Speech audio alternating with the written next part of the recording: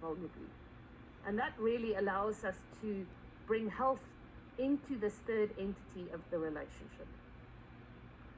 And when we're paying attention to the quality of being between us, there is something of that third entity that can help both of us bring our best selves. And that third entity is not the same as me, and it's not the same as you. Martin Buber, the philosopher who speaks of I and thou, every other is sacred, said all real living is a meeting. And so much of our work, sometimes we think it's just individual work, where so much of it is actually in the space between us. So just very briefly, one or two thoughts I'll share about thinking about this third entity.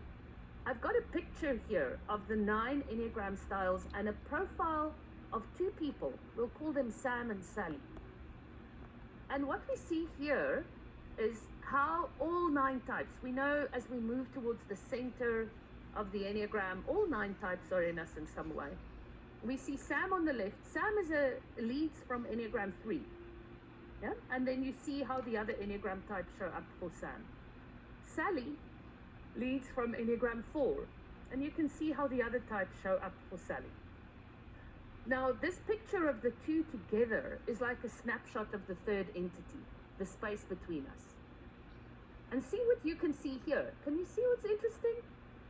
If you put these 2 pictures together, the Enneagram type that may be showing up most in the third entity is not 3 or 4, but Enneagram 8.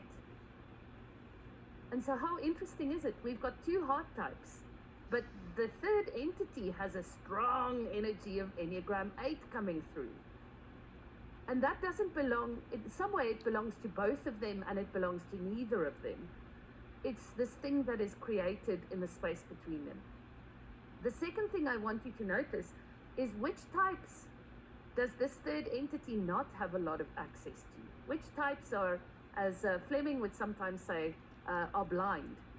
You can look at 9 and 7 here. Both of these are very blind for this relationship. So the third entity between a 3 and a 4 is strong in 8 and low in 9 and 7.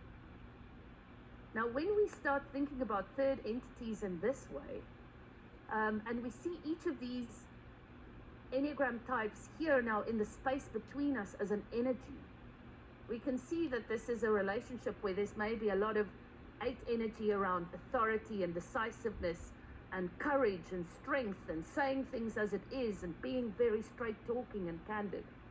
And at the same time, maybe it's a relationship with very little of the 9 energy around listening and harmonizing and being open and receptive to each other, and similarly very low in the future orientation and ideation and positive possibility that comes from Enneagram 7.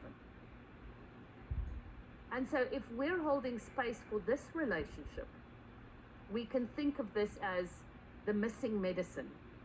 The 9 and the 7 as being missing medicine for this. And if we were to hold space for this relationship, if this relationship could speak, maybe it would ask Sam and Sally for more 9 or more 7. And what might it look like to ask for more 7? It may ask Sam and Sally to find ways to laugh together more. Or if 9 could speak, it may ask them to listen to each other more and to hold back on their opinions more. And so this is a way of us, I think, just leaning into what the Enneagram can teach us about relational intelligence, not just about ourselves, but about the space between us. And I'm not going to read this whole quote, but relationality is, I think, what's getting us into trouble as a human species. We're not relational enough. And AI is in some way taking our relationality into technology. And there's a lot of benefit from that. But there's something about bringing our relationality back, not just to the space between us, but also then to our relationality with all of our beautiful planet and all of the broader cosmos and all of nature, and our relationality with the rocks and the animals and the rivers and the streams. Our flourishing is mutual, as Robin Wall Kimmerer says from the book Braiding Sweetgrass, which is very close to my heart. So if we can be in the space between us better, we can reclaim our relational intelligence and also be in the space with all of nature, in right relationships, not in dominion over, but in right relationship. So hopefully this short experience of working with a third entity touched you in some way. You can think of the relationship you were working with and say, what's the interesting way when our profiles come together that a third entity pops up that's maybe different from our individual energies, but also what's the missing medicine in here? What are the types that are blind between the two of us that have great wisdom for us that can help restore our relational intelligence between us? So, to end off, our school is for Enneagram enthusiasts giving away something for free. So we have many different training programs, and we've been running these for more than a decade. But if you want to win a free seat on the program of your choice, all you have to do is send your name, surname, country, and preferred program. You can go and look at our website at our 6 programs. 2 of our programs are about coaching either romantic couples or pairs at work. But send us that, no strings attached, and we will on Monday pick a winner and let you know that you have won the program of your choice. I will pop that email in the chat as well. But thanks so much, Tom, and back over to you. Thank you so much, Lucille. Just very briefly, how on earth do you get the profile like that? It's so amazing that you get to see visually what's dominant and what's missing.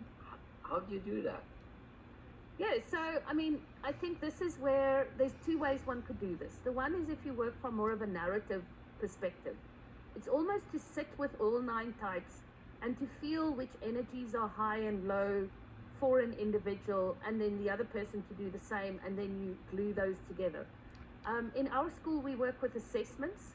And so what people do is each individual in the relationship would do an assessment, and then we pull those profiles together to build an understanding of the third entity. Beautiful. This was really inspiring, Lucille, and thank you so much. All the best to the Southern Hemisphere for now. So we're moving to Europe. We're moving